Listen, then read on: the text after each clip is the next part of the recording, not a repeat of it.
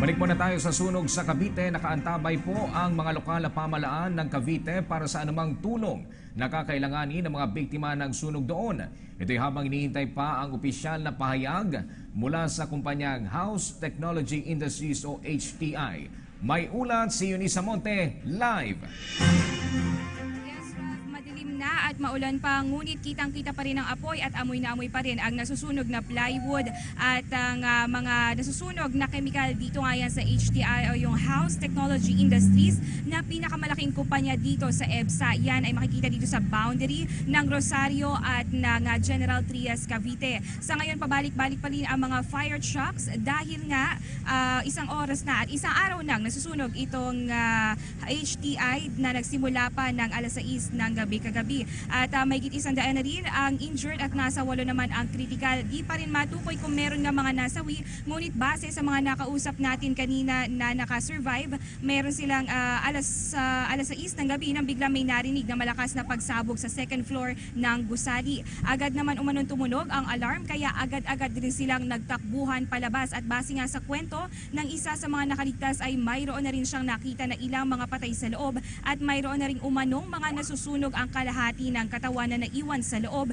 ng nasusunog na gusali. Kung yung makikita sa mga larawan na eksklusibo na kuha ng PTV4 mismo sa HTI ay talaga namang sirang-sira ang mga makina at hindi na rin makilala ang lugar sa laki ng pinsalang idinulot nito sa napakalaking sunog dito sa Cavite. Sunog at nayupi rin ang mga malalaking bakal na ultimo ang mga pang-heavy duty na sasakyan na ginagamit sa paggawa ng mga materyales sa bahay. Samantala wala pa rin ipinapalabas na pahayag ang HTI na kilalang Japanese company. At dahil nga boundary ito ng Rosario at General Trias, ayon kay Mayor Rica Frente ng Rosario, bibigyan nila ng ayuda ang mga empleyado na dito mismo nakatira sa Rosario. Makakatanggap naman ng funeral assistance sa mga kamag-anak ng mga namatayan kung meron man. Tinataya namang nasa 15,000 ang bilang ng mga empleyado ng isang ektaryang lupain ng HTI company. At ayon nga kay Mayor Rica Frente, lahat ng mga empleyadong lehitimong nagtatrabaho dito sa Rosario ay makakatanggap ng ayuda mula sa gobyerno habang nag-aantay pa ng kapalit na trabaho mula sa kumpanya ng HTI. Nandito na rin nakahanda ang Philippine Red Cross, Bureau of Fire Protection at ang lokal na pamahalaan na agad maresolba ang tinaguriang pinakamalaking sunog dito sa Cavite.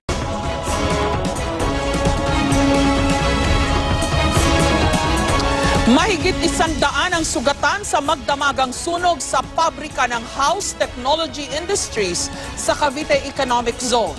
10 sa kanila ang kritikal ang lagay.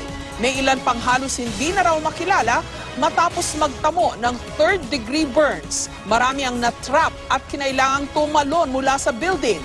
Iimbestigahan kung may paglabag sa fire safety ang kumpanya. Lalo't nakunan pa ng video ang fire exit na may nakaharang. Live mula sa General Trias sa Cavite, may report si Oscar Oida. Jessica, bagamat nga sinasabing confined o sinasabing kontrolado na ang sunog, hindi pa rin ito ganap na naapula. Mahigit 24 oras na ang nakalilipas. Naglalagablab ba ang building na ito ng abutan ng GMA News sa Cavite Economic Zone sa General Trias? Nagsimulang lumaki ang apoy pasado alas 6 ng gabi kahapon. Oras ito ng palitan ng shift ng mga empleyado ng House Technology Industries. Biglang nagkalat daw yung apoy dahil katulad nga yung tama yung sabi ni Governor kanina. Andun yung mga pintura, di ba? Yung mga insulator. Madali kasi magkalat ang apoy sa mga ganong elemento eh. Sa lakas ng apoy, itinaas sa Task Force Delta ang alarma. Ibig sabihin, kailangan tumulong ang mga bumbero sa kalapit na distrito. Mahigit 100 ang isinugod sa Divine Grace Medical Center at sa General Trias Hospital. 10 sa kanila ang kritikal.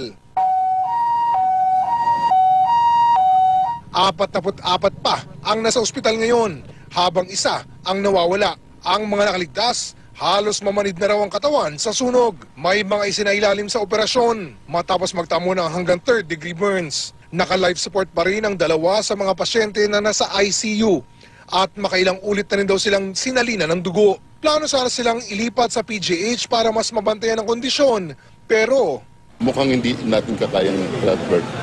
Unstable ang vital signs siya. Naka-intubate siya, tinutulungan naming humihinga ng mechanical ventilator. isa sa mga malubha ang lagay, si Angel Gabisan, nakakabalik lang sa trabaho kahapon. Nananawagan kami sa HTI na sana matulungan si Angel kasi single mom siya 4 months pa lang yung baby niya. Si Boy naman, puro pasa, naka-neck brace at may bali sa likuran. Dahil safety officer, isa raw siya sa mga huling lumabas sa nasusunog na gusali. Pero dahil malaki na ang apoy, tumalo na siya mula sa ikatlong palapag. Si Aling Benedicta, maluha-luha nang malamang nakaligtas ang anak na si Mark J. Kami nagpapasalamat at hindi pinabayaan ng nag-guide na ng aking anak. Hindi sa kanya, wala na akong anak ngayon. Ang mga kaanak ng mga biktima, balisa sa nangyari. Mabilis lang daw yung pangyayari nung nakita nilang may umapoy. Tapos yung pinalabas niya yung mga tao niya, yung styro daw sa taas, yun daw yung nasunog. Tapos yung paglingon na nila, seconds lang daw. Nasa third floor pa kasi sila kaya yung nasunog talaga yung ganto niya. Nakakalbo daw yung ulo, tapos nagkakasugat yung mukha. May ilang hindi napigilan ang kanilang galit. Yung pasyente namin, ma'am, hindi pa raw alas 6 pa dyan, hindi naman inaasikaso. Ay kami galing Batangas pa, hindi naman nila inaasikaso, kaya ililipat namin na ospital. Nagmi-meeting po daw sila, biglang parang may sumabog po daw. Tapos yun, nagkagulo na sila, hanggang sa nagsiksikan na sila hindi na sila nakalabas, natrap sila sa loob. Sa cellphone video na ito, makikitang may nakaharang sa sinasabing fire exit ng gusali. Inaalam pa kung may pagkukulang ang kumpanya sa fire safety. Lumipas ang magdamag pero malakas pa rin ang apoy. Sa inisyal na ulat, sa power saw ng pabrika nagsimula ang sunog. Nasa 10 bilyong piso na ang halaga ng pinsala. Sa labas ng Cavite Economic Zone may mga nagrarally. Hiling nila transparent na investigasyon. Hindi kasi sakop ng Bureau of Fire Protection ang Philippine Economic Zone Authority. The EPSA administrator has yielded jurisdiction to the BFP and the SOCO to conduct the investigation. So there is no cover-up whatsoever. So that if ever there is negligence or there is any liability concerned, people will have to pay for it. Mahigit 50 truck ng bumbero ang rumesponde sa sunog. Sa drone video na ito, pasado alas 5 ng hapon, kita ang lawak ng pinsala sa 6 na hektaryang pabrika. Katumbas yan ng 8 football field. Ilang minuto lang mula nang simulan ang pagkuha ng drone video, pinagbawalan na ang GMA News team. Hindi to biro, itong laki nito, no? So it's a very, very big complex. Hindi pa siya napapasok kasi nag-collapse yung ibang walls papasok. Tapos we want to make sure that we can lessen, baka mamaya yung fireman na may injure, kaya iniiwasan. So we're trying to really put out the fire completely para mapasok na siya. Bagaman pasado raw ang HTI sa requirements, nagpasya pa rin ng PEZA na masigpitan ang kanilang panuntunan. There could have been more exit doors. There could have been sprinklers all around, no? So we will may sprinklers but limited, no? But that's why we in PEZA, we are now going to evaluate and then we'll see to it that this will never happen again. Ang nakalistang incorporator ng HTI, Japanese na si Tadashi Yamazaki, sinusubukan pa namin siyang kunan ng pahayag. Samantala, Jessica, sa mga sandaling ito ay hindi pa rin nakakaharap ng mga miyembro ng media ang sinumang representante ng HTI. Bagamat ayon sa pamunuan lalawigan ng Cavite ay tiniyak na raw sila nito na sasagutin nito ang lahat ng mga gastusing medikal ng mga nasugatan sa insidente. Jessica? Oscar, ilan ba ang missing as of this hour? Okay. As of the moment, Jessica, base sa huling pahayag sa atin ni Governor Remulla, ayon sa kanila, isa na lang ang nakatala sa kanilang missing. Jessica, ito ay kung pagbabasihan yung mga naghahanap na pamilya. Nagsimula yan kayo na umaga na siyam na mga pamilya ang naghahanap ng kanilang mga mahal sa buhay na nawawala at ngayong hapon ay bumaba na to sa isa. Ito, ulitin natin Jessica, base dun sa mga naghahanap na miyembro ng pamilya, Jessica. Okay. Hanggang ngayon yung likod mo naglalagablab pa rin yung apoy. More than 24 hours na ito. Ano ba itong housing technology na ito? Ano ba minamanufacture nito? At bakit ganyan na lang kahirap maapula itong apoy? Jessica, sa pagkakaroon natin, base na rin sa ikwento sa atin ni Governor Remulla, itong HTI ay gumagawa ng mga kagamitang panggawa ng mga bahay. Hindi pang karaniwang bahay, Jessica. Ito yung mga pang-tsunami,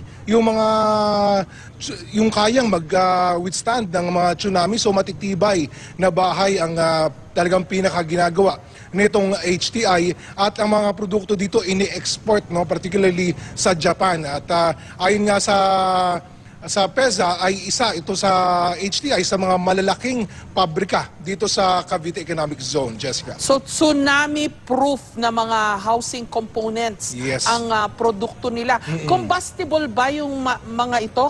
Kasi baka yun ang dahilan kung bakit more than 24 hours na malakas pa rin yung apoy dyan sa yung likuran, Oscar. Tama yan, Jessica, kinumpirma yan ng PEZA, maging ng pamunuang lalawigan ng Cavite na may mga chemical nga na involved. Kung kaya't hindi nagiging ganon kadali o maaring may mga chemical na involved kung kaya't hindi nagiging ganon kadali ang pag-apula sa apoy. Sa mga sandaling ito, ang hinahantay na lang. Kumbaga parang nangyayari, Jessica, waiting game na lang. Dahil as of the moment, talagang walang way raw na mapapasok ng mga bumbero ang loob ng nasabing nasusunog na pabrika. So hinihintay na lang nila na masunog itong totally hanggang tuluyan na ngang mamatay ang apoy, Jessica. In the meantime, napapakinggan natin yung mga sinasabi ng mga opisyal na sana ganito, sana ganyan, sana may sprinkler. Hindi kaya pwedeng mas naging preventive yung measures na kanilang ginawa? Pwede kayang lesson din siguro ito for everyone, na inspeksyonin na habang maaga, habang wala pang sunog, kung may sprinkler systems ba, yung mga fire exit ba ay pwedeng madaanan. Kasi ang sakit lang pakinggan na puro afterthought on hindsight lahat. Kung kailan nangyari na ito, may mga malubha na tayong mga nasugatan na kababayan, saka natin maiisip itong mga measures na ganito na sana na-inspect, sana ganyan, etc. Oscar. Yes, tama, Jessica, mismong nanggaling na sa Director General ng PEZA na lessons learned yung nangyari dito sa HTI, At ayon nga sa kanila ay matagal lang sumusunod naman daw sa mga requirements etong HTI, bagamat dahil sa nangyari napag-isip-isip nga daw ng PEZA na mas dapat taasan pa yung kanilang standards. At yan daw yung kanilang titiyakin para raw hindi na maulit ang mga ganitong klase ng insidente, Jessica.